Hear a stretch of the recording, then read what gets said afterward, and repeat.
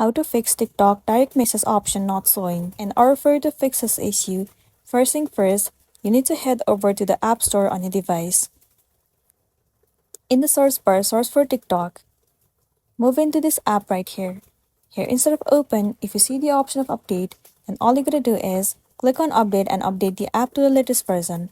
Most of the time, updating the app has also fixed the issue. If not, move into the settings of your device and then head over to general. Move into iPhone storage. In this page, scroll down and move into TikTok. Now, click on Offload app and then once again, tap on Offload app. It will clear the cache and the storage of the application.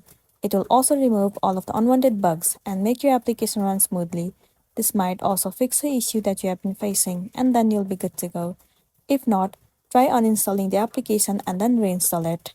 Log in into your specific account and then you'll be good to go. So that's the wrap for this video. If this video helped you, give it a like and check out our next tutorial. Thank you.